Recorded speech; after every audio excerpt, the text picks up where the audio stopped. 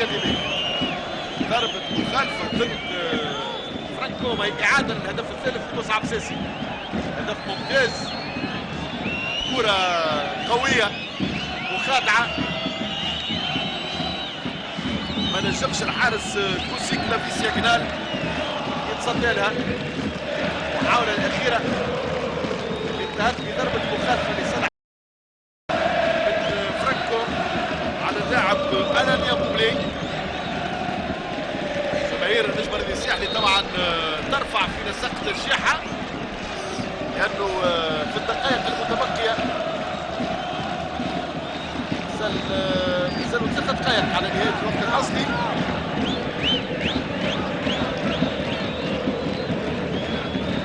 بالتأكيد الحكم المصري السيد جهاد جريشة بصدد طبعا متابعة الوقت اللي قاعد يضيع حتى يكون الوقت البديل مجال آخر للنجم الرياضي الساحلي لتحقيق أهداف أخرى إن شاء الله. اللاعبين على الأرضية، واحد منهم يغادر على الأقل بالإسعاف، والثاني بصدد تلقي العلاج على أرضية الميدان. الحكم يتجه إلى اللاعب، ربما يمشي طالب إخراجه، والحصيلة إلى حد الآن 3 أهداف مقابل هدف للنجم الرياضي الساحلي. هنالك في خبرة عادل الشاذلي كما كنتم تشاهدوا، خبرة السنوات الطوال، والكرة اللي طبعا تأتي بالهدف. صحيح مصعب ساسي سجل وأبدع، ولكن تمريرة من لاعب الخبرة والتجربة عادل الشاذلي. الشباب على الدوام، لاعب اللي بطبيعة العطاء نتاعو بنفس الوتيرة، كيما يبدا كيما يكمل، ما شاء الله عليه وتبارك الله، رغم 35 سنة، ولكن وقت اللي يكون يملك تجربة احترافية كيما اللي عاشها عادل الشاذلي، مؤكد انه العطاء باش يكون على هذه الوتيرة ولا افضل. كرة ستعود بضربة مخالفة لصالح أكاديمية أمادو ديالو.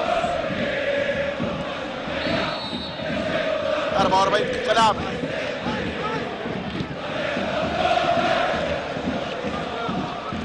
مقابل 1 إلى حد ما، نتيجة طيبة، ولكن وقت يتولي 4 أخير 5 ما قال حد الحد. ما نتفائلش برشا، ثم مقابلة ما زالت متواصلة، ثم فريق جدير بالاحترام منافس النجم الرياضي الساحلي، ما نقصوش من قيمته، ولكن في نفس الوقت نأمنوا أن النجم الرياضي الساحلي قادر على المزيد. هذا مصعب ساسي، ونسعد الجزيري، نسعد الجزيري محاولة يرجع بها لحاتم المشاوي، حاتم المشاوي، حاتم المشاوي لعادل الشاذلي، حاتم المشاوي، والهدف الرابع.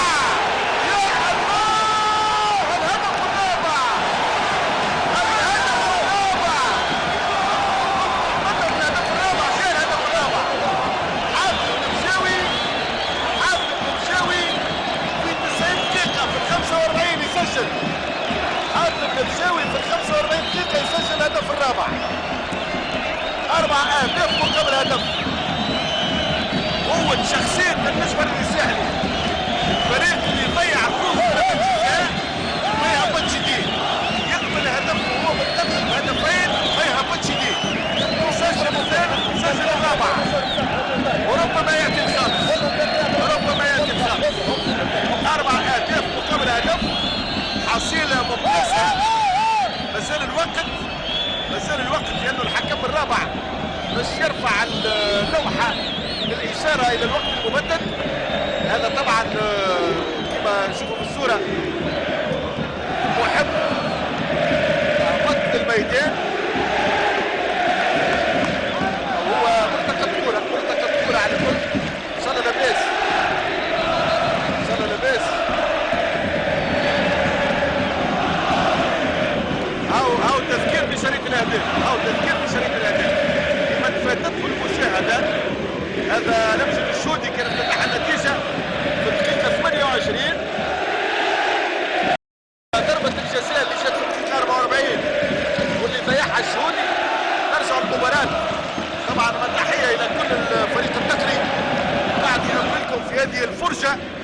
فرجة ولات ممتعة على حقيقة بعد 4 أهداف بالنسبة للنادي الساحلي.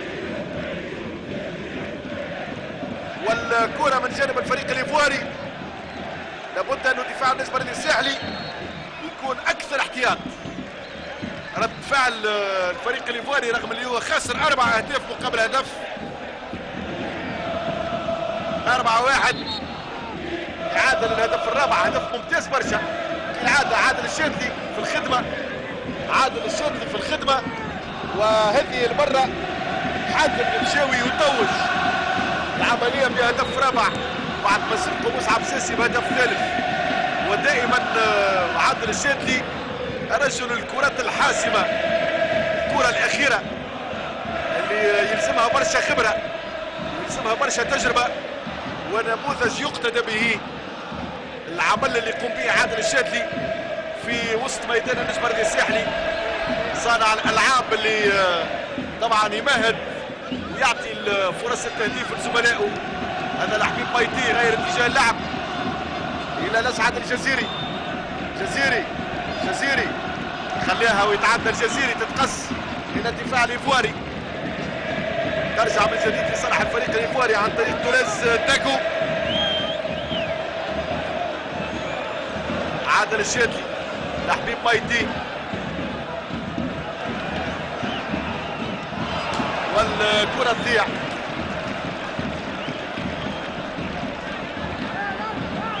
ثلاثة دقائق كوقت بديل، قاعدين طبعا دخلنا في 3 دقائق.